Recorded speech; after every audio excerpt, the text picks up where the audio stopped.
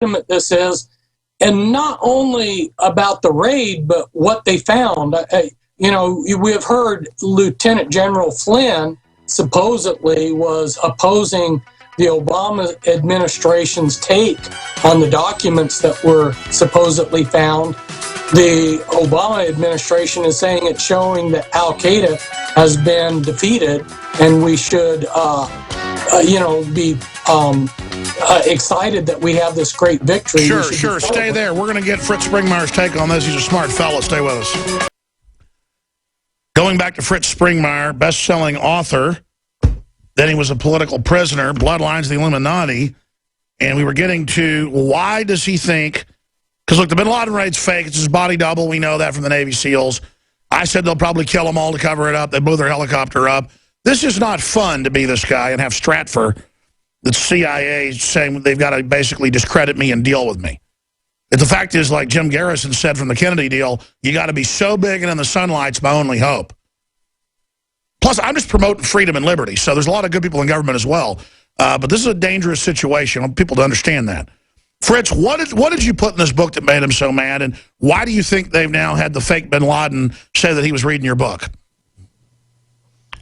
Well, it's a good book, and it describes who the decision makers are, the important decision makers in the United States. So anybody who's wanting to understand how things are operating is going to want to read the book. Whether that list that was published on May 21st is legitimate or not, it's a good question. Because, you and I, we have to operate on what seems to be the most likeliest story. Sometimes we're given information that's fishy. This whole thing about assassinating bin Laden was really fishy. Over in the Middle East, people, it was commonly known that he had died. And then there was this whole thing with Tim Osman, as you know, and Gunderson saying he took Tim Osman around and on and on. So just what is the truth? And if it's true that they did not assassinate Osama bin Laden, then that means that all these book lists and everything is hype. And if it's hype, what's the agenda here? Is it to link supposed conspiracy theorists with terrorism? John Coleman's Committee of 300's in the same genre as my Bloodlines of the Illuminati, showing who decision makers are. And now the Committee of 300 currently, from my information that I have, has been superseded by something else. But the fact remains that this is a book showing who the decision makers have been, and that would be important for anybody who was trying to have an impact on world affairs. Again, if what we believe is accurate, that this raid is all a hoax, then it really begs the question, why are they coming up with this? And we're now facing this Jade Helm, as you know, which is this Joint Assistance for Deployment and Extraction, where as I'm going to interrupt myself by saying one thing I really appreciated was you've been telling the American people that we have lost the Constitution, we are in a police state, and this is what they need to recognize. Whether Jade Helm is simply an exercise in bringing in martial law, or whether something will happen and it will kick into an actual operation, who knows? Nobody has a crystal ball at this point. But it's definitely an exercise to train the troops in bringing martial law into the United States. And it's definitely the biggest I've ever seen. Yeah, and when you have something like this happening, then you have to wonder if this book list that's trying to link some of the leading conspiracy historians — I'm a historian, by the way, not a theorist — when you read that Bloodlines of the Illuminati book, you'll see it's just chock full of all kinds of history. Genealogy charts, for instance, there's a genealogy chart showing how 25 American presidents are closely related. This is not theory. This is history. By the way, everything in your book on those areas later came out. I mean, your book did trailblaze. When did you first publish Bloodlines? In 1995. It was interesting.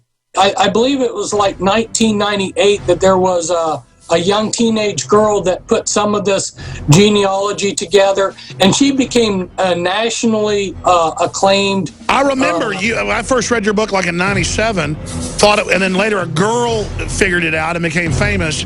Absolutely, yeah. And it's basically your book. Yeah, stay there. Fritz Springmeier, long segment coming up. We're gonna get his take on all things Illuminati. Stay with us. We're supposedly on the bin Laden reading list, if you really believe that. I don't know what to make of this.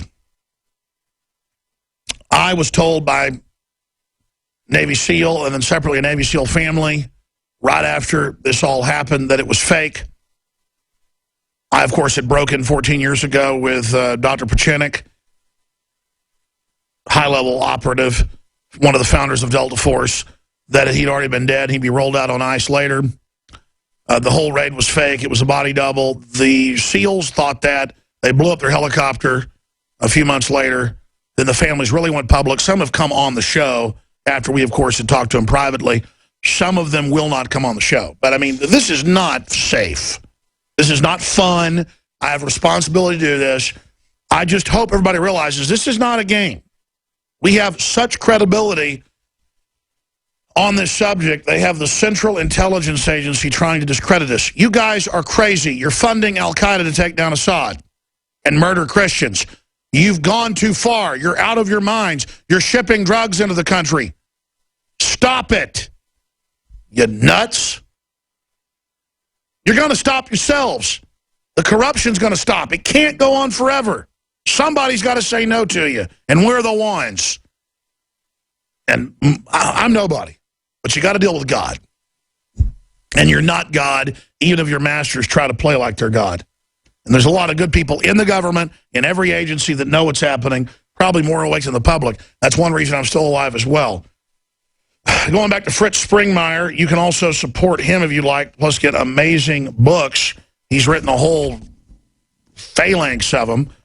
And you can find some of those books that are now back in print at pentracks.com, pentracks.com. Fritz Springmeier. Okay, Fritz, I'm ranting here. I want to put bookends on this bin Laden thing and to move into other areas. Anything else you'd like to add on that front? Before I throw you the curveball, I always do, so it's not much of a curveball. What are you really focused on? What do you think is interesting right now? Well, one of the things that you've been hammering a lot on, which is important, is globalism. You know, you repeatedly bring up about the globalists, and Americans are still off in la la land thinking that United States has the sovereignty. You know, the International Organization of Securities Commission regulates our market, and there's a Basel Commission on Banking and the BIS, which Bank International Settlements. These the Federal Reserve is part of BIS. It regulates banking. You know, the International Criminal Court of Europe has jurisdiction over here in the United States.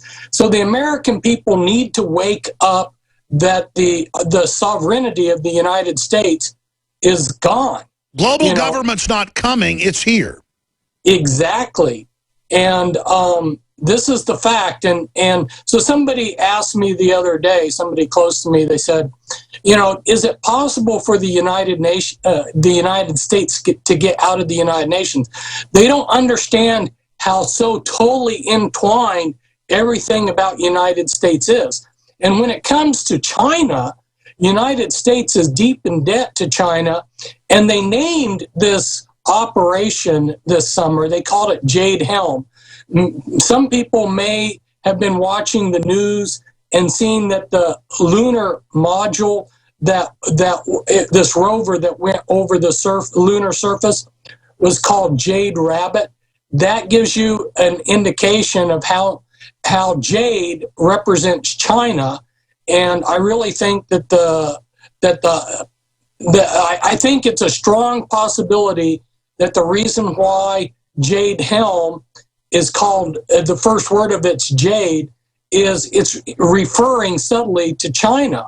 And for instance, one time there was this large a museum exhibit from China that was allowed to be displayed here in Portland.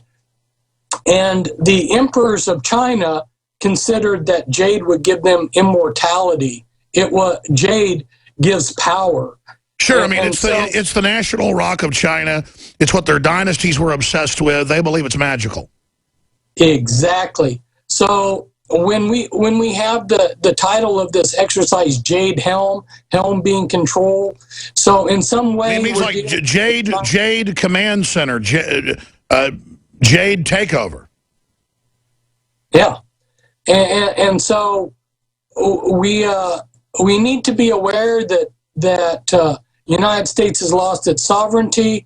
We have countries like China that if our economy starts collapsing, they're going to be trying to figure out how can we get our money extract our debt out of America. If we look in the... That's right, China is the biggest debt holder of the U.S.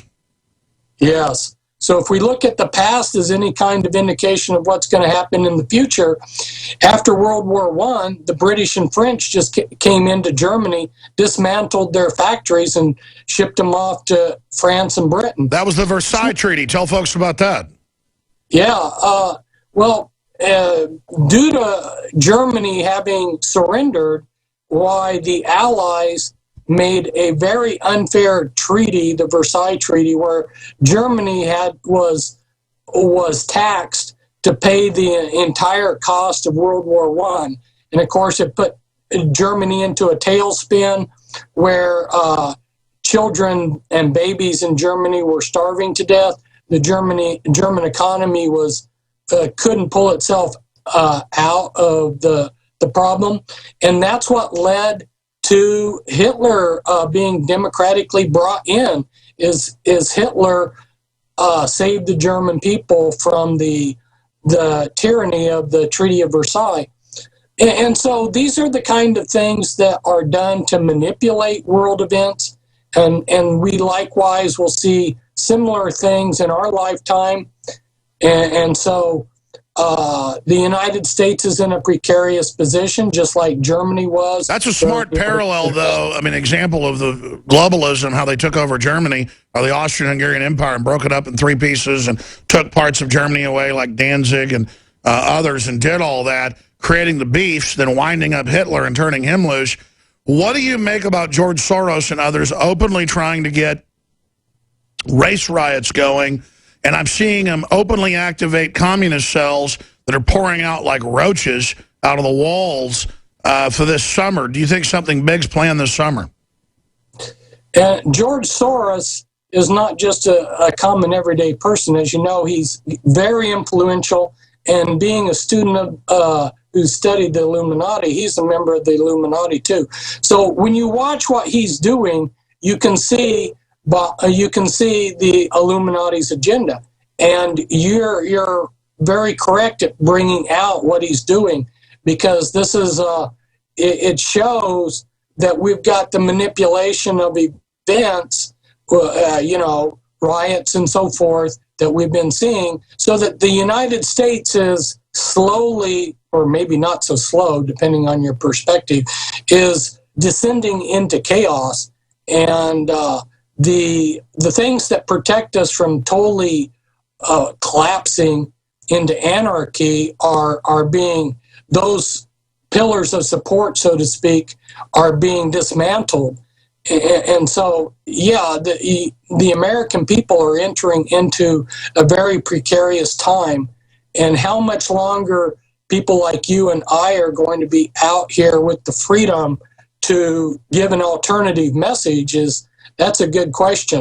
That was my next question. I just love how you're right on target with my next question. We're seeing massive censorship. Hey, a Marine can't, have a Bible verse on their computer about no weapon formed against me will prosper. You can't have, I'm pro-life on your license plate. The court says it's hateful.